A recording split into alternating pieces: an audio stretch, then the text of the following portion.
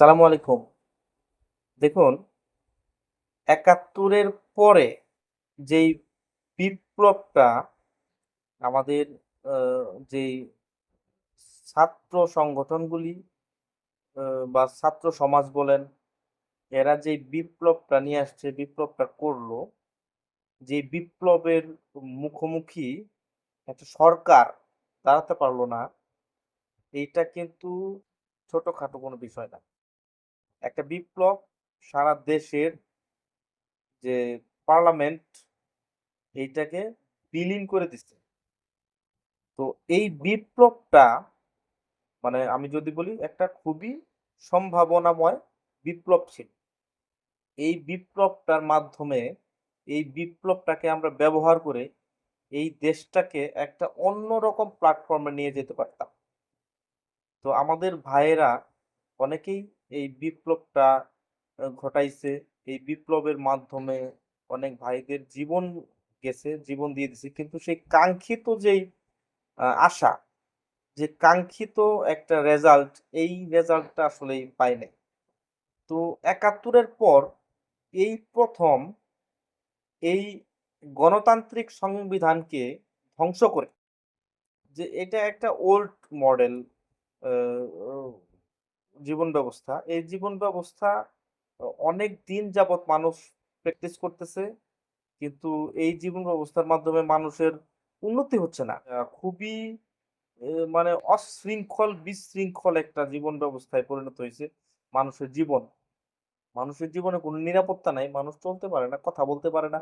সবচেয়ে বড় যে সমস্যাটা, এইটা হলো মানুষের শান্তি নাই। মানুষের জীবনে শান্তি নাই। তো এই শান্তি ফেরানোর জন্যে এই জীবন ব্যবস্থাটা আমরা অনেকদিন যাবৎ প্র্যাকটিস করতেছি। কিন্তু আমাদের আ জীবনে কোনো শান্তি আমরা ফেরাতে পারিনি। তো এখন ৭১ এর পরে সবচেয়ে বড় সুযোগ আসছিল এই জীবন ব্যবস্থাকে বাদ দিয়ে আল্লাহর দেয়া জীবন ব্যবস্থা জমিনে প্রতিষ্ঠা করার বিরাট বড় একটা সুযোগ আসছে। যে সুযোগটা আমরা কাজে লাগাতে পারিনি। আমাদের বিপ্লবী ভাইয়েরা যারা বিপ্লব করে এই দেশটাকে আ মানে একটা সরকার এই দেশ থেকে দেউলিয়া হয়ে গেছে। যে বিপ্লবের সামনে একটা সরকার দাঁড়াতে পারে নাই। সেই বিপ্লবটা কিন্তু ইচ্ছা করলেই বলতে পারত যে আমরা আ কোরআনের আইন চাই। আমরা আল্লাহর আইন চাই। আমরা আল্লাহর আইনের মাধ্যমে এই দেশটাকে পরিচালনা করতে চাই। আমাদের ব্যক্তিগত জীবন থেকে রাষ্ট্রীয় জীবন পর্যন্ত একদম আন্তর্জাতিক জীবন পর্যন্ত যদি আমরা আল্লাহর দেয়া আইন মানতে পারি তাহলে আমাদের জীবনে শান্তি আসবে। এইটা একদম 100% সত্য কথা যেটা ১৪০০ বছর আগে হযরত মুহাম্মদ সাল্লাল্লাহু আলাইহি ওয়াসাল্লাম এটা প্রমাণ করে দিয়ে গেছে। ঠিক আছে? তো সেই জীবন ব্যবস্থাকে আমরা ত্যাগ করে দেওয়ার পর যখন এই সমস্ত জীবন ব্যবস্থা মানুষের তৈরি জীবন ব্যবস্থাগুলি আলিঙ্গন করছি, সেদিন থেকে কিন্তু আমাদের ঘুম শেষ। সেদিন থেকে আমাদের আনন্দ শেষ। সেদিন থেকে আমাদের এ যে দৈনিক জীবন এটা জটিলতায়, কুটিলতায় ভরে গেছে। তো এই যে আমাদের বর্তমান যে অবস্থা, এই অবস্থার জন্য আমরা দায়ী। কিন্তু ৭১ এর পর এই ১ম অনেক বড় একটা সুযোগ আসছিল বিপ্লবী ভাইদের মাধ্যমে যে আমরা এই ওল্ড মডেলের জীবন ব্যবস্থাকে বাদ দিয়ে আমরা সবচেয়ে লেটেস্ট সবার পরে যেই কমপ্লিট কোড অফ লাইফ আল্লাহ আমাদেরকে দিলেন আ কোরআন, ইসলাম এই জীবন ব্যবস্থাটাকে জমিনে প্রতিষ্ঠা করতে পারতাম। কিন্তু আমরা আমাদের ভাইয়েরা আসলেই যে বিপ্লবটা করছে এই বিপ্লবটা উনাদের মাইন্ডই হলো আবার গণতন্ত্রকে প্রতিষ্ঠা করবে। ভাই, গণতন্ত্রকে আপনারাও প্রতিষ্ঠিত করছেন, শেখ মুজিবও প্রতিষ্ঠা করছে, জিয়াউর রহমানও প্রতিষ্ঠা করছে। মানে এই দেশে যত নেতা আসছে এই পর্যন্ত সমস্ত নেতাগুলি গণতন্ত্র প্রতিষ্ঠার জন্যে লড়াই করছে।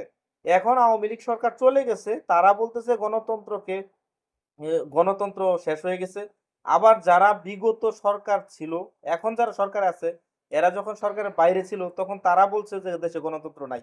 তো একজন আরেকজনকে দোষ আরোপ করে যে গণতন্ত্র নাই, গণতন্ত্র নাই। মানে সবার কাছেই গণতন্ত্র আছে কিন্তু কারো কাছে কারো গণতন্ত্র গ্রহণযোগ্যতা পাচ্ছে না। সেই ক্ষেত্রে আল্লাহর দেয়া যে আইন, আল্লাহর দেয়া যে জীবন ব্যবস্থা, এই জীবন ব্যবস্থা যদি আমরা প্রতিষ্ঠা করতে পারি, আশা করি সমস্ত দল মত নির্বিশেষে সমস্ত জাতির জন্য একটা রহমতুল্লিল আলামিন মুহাম্মদ সাল্লাল্লাহু আলাইহি ওয়াসাল্লামের উপরে নাজিলকৃত যে সংবিধান, যে কোরআন, যে ইসলাম, এই ইসলামটা যদি আমরা আলিঙ্গন করি, আমরা ধারণ করি, তাহলে আমাদের জীবনে শান্তি আসবে ভাই। তো বিপ্লবী ভাইদের বলবো, আপনারা বিপ্লব করছেন ঠিক আছে, যে জীবন ব্যবস্থাটা আল্লাহর দেয়া জীবন ব্যবস্থাটা জমিনে প্রতিষ্ঠা করার চেষ্টা করুন। ধন্যবাদ।